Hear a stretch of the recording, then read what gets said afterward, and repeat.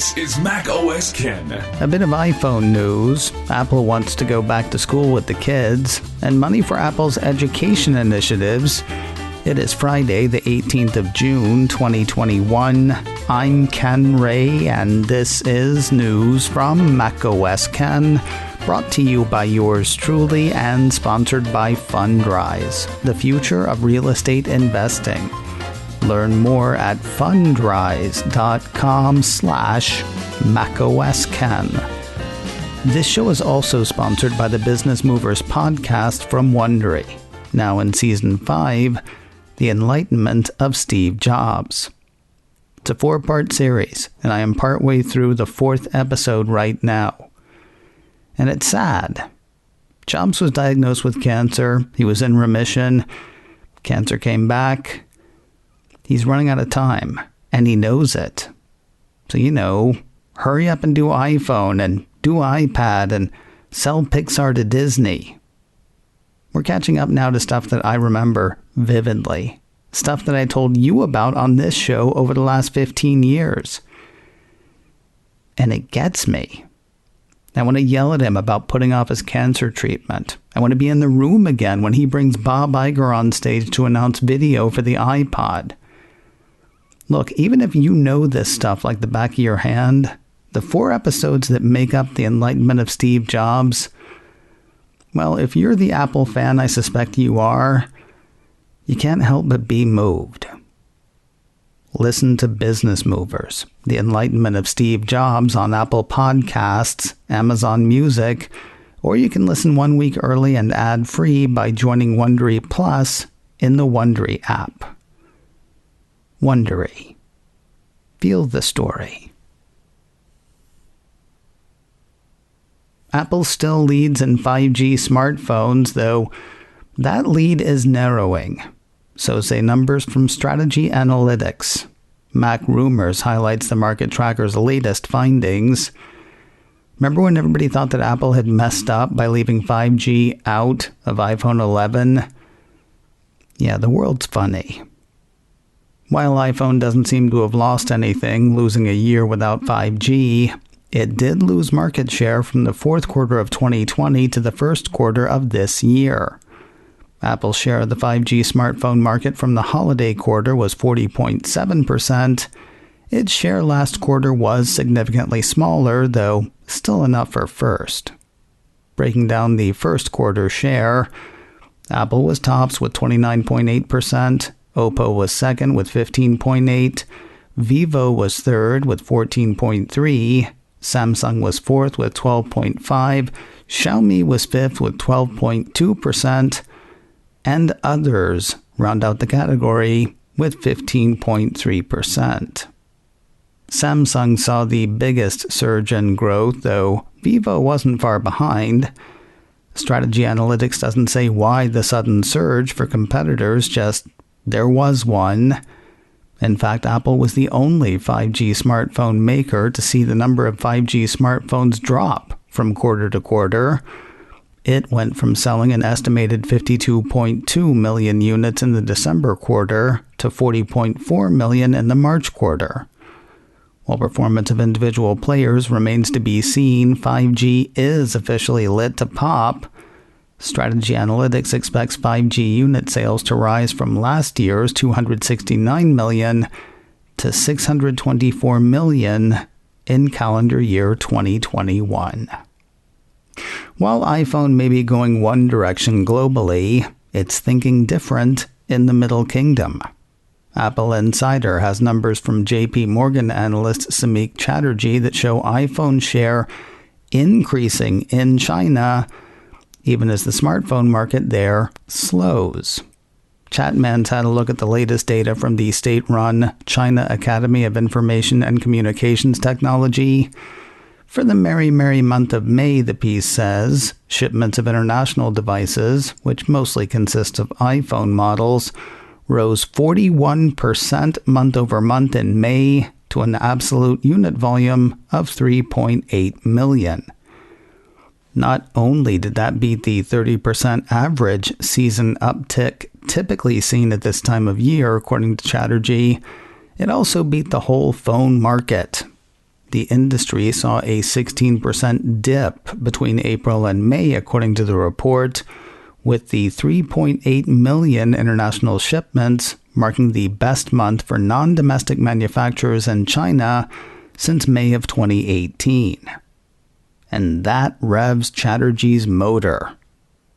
Quoting his note, the comparison of trends between Apple and overall volumes indicates that Apple continues to gain market share in the region, with average share now closer to the teens relative to low double digits a year ago, consistent with the feedback we are receiving from our channel checks, with most OEMs acknowledging that the smartphone market in China has slowed down broadly, except for in the case of Apple.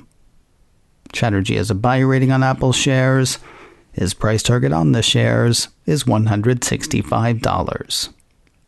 iPhone's footprint in South Korea may get a boost soon. Apple Insider highlights a report from Business Korea that says the Cupertino company is in talks to sell the smartphone in the country's 400-plus LG stores. Might sound kind of odd, selling iPhone right next to all of those LG phones.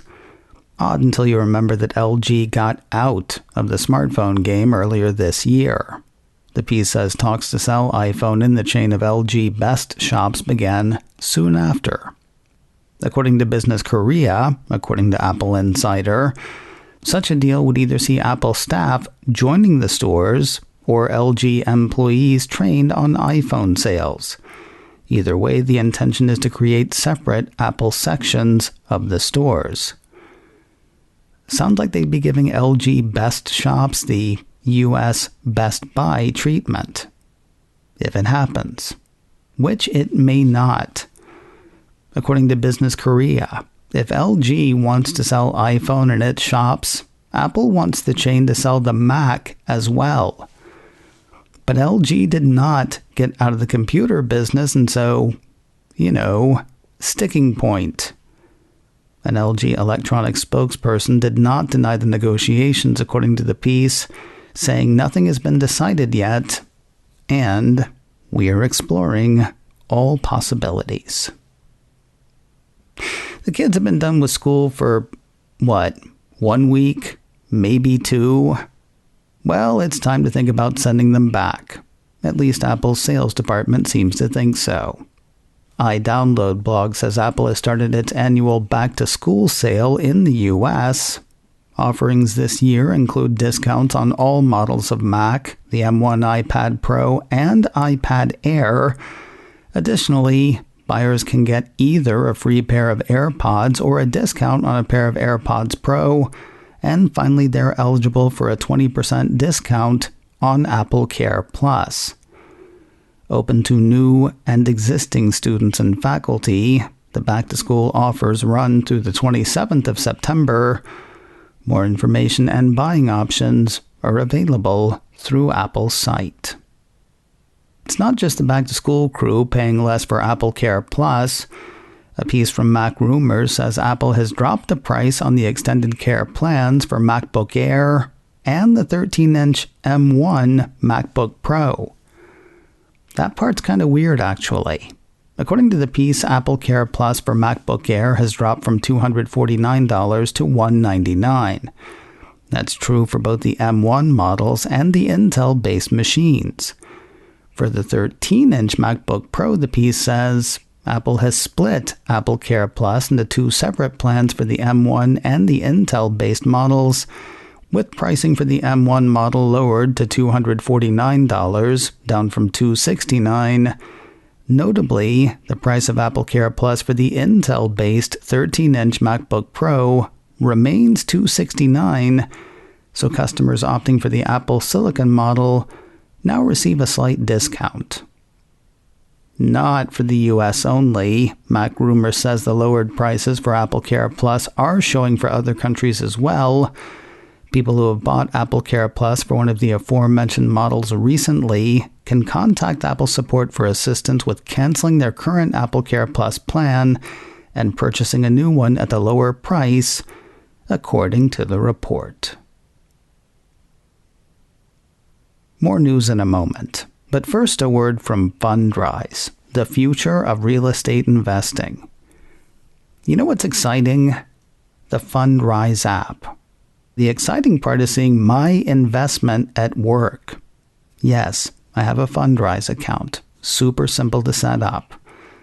When I decided to add to my position, I did that through the Fundrise app as well. Now, I check it periodically to see how my investment is doing. And that is the exciting part. When they make an acquisition, they explain why. How does it fit into the Fundrise philosophy? Where does it land on their risk-return graph? Physically, where is the thing they've bought? I'm not just looking at pretty pictures of developments. I'm looking at pictures of my money at work. Whether you're looking to add stable cash flow via dividends or prefer long-term growth through appreciation, Fundrise makes investing in private real estate as easy as investing in stocks, bonds, or mutual funds. See for yourself how 130,000 investors have built a better portfolio with private real estate. Takes just a few minutes to get started. Go to fundrise.com/MacOSKen today. That's Fundrise, fundrise.com/MacOSKen, fundrise.com/MacOSKen. Money all around Apple's education and social initiatives this week. A piece from USA Today says Apple announced Thursday that it's awarding $5 million innovation grants to 4 historically black colleges and universities. The piece says Alabama A&M University, Howard University, Morgan State University, and Prairie View A&M University will get the grants, which are part of Apple's broader $100 million Racial Equity and Justice Initiative Apple launched in June of last year. Talking of the grants, Apple VP of Environment, Policy and Social Initiatives Lisa Jackson said in a statement, "The HBCU community is home to incredible black talent, and we are thrilled to work alongside these universities to enhance the opportunities for their students. We know many jobs of the future will be in innovative areas like silicon engineering, and we want to help ensure the leaders of tomorrow have access to transformational learning opportunities." It's not just money being granted. John M. Anderson, Dean of Howard University's College of Engineering and Architecture, was quoted as saying, "Through design projects and internships, our students will have the opportunity to engage with Apple engineers and benefit greatly from their knowledge, experience, and mentorship." Another of Apple's education initiatives is attracting money.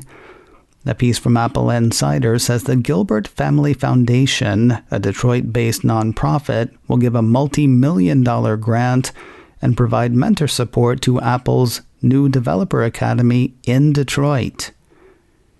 Sounds strange, right? The HBCUs are excited about the mentorship that Apple has to offer. What, in that respect, does the Gilbert family bring to the table? Nothing technical, strictly business. According to the piece, the grant is being provided in partnership with the Rock family of companies, which includes Quicken Loans and Rocket Homes.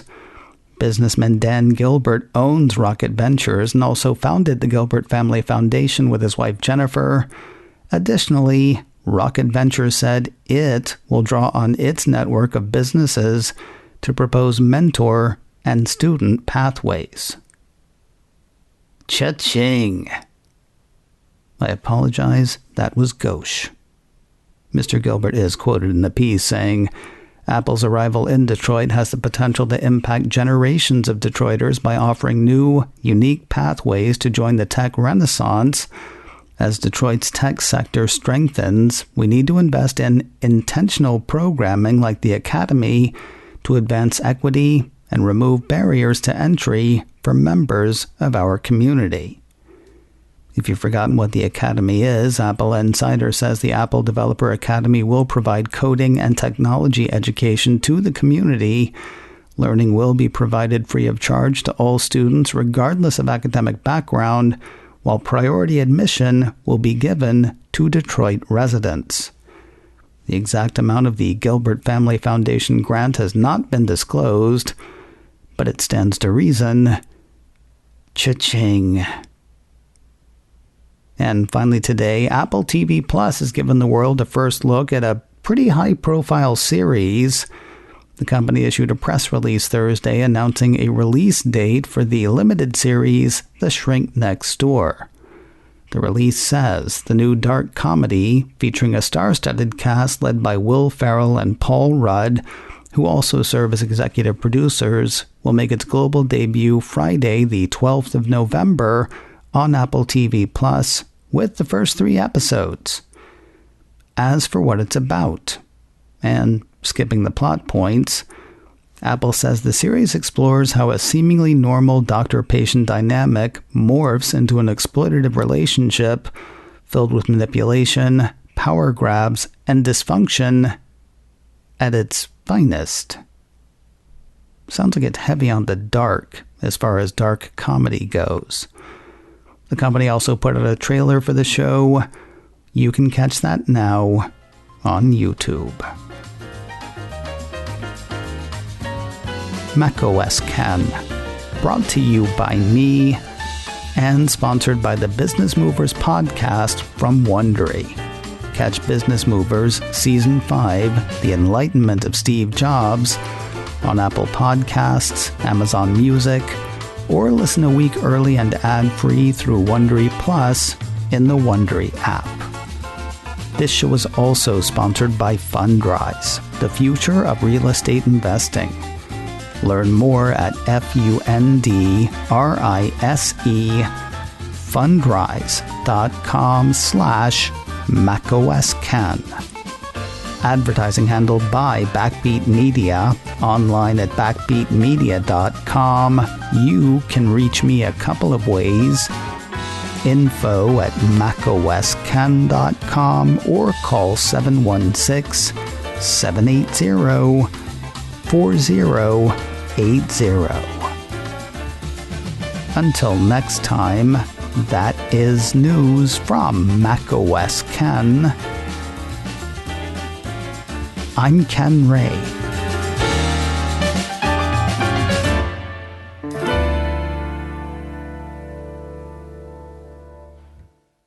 Ciao.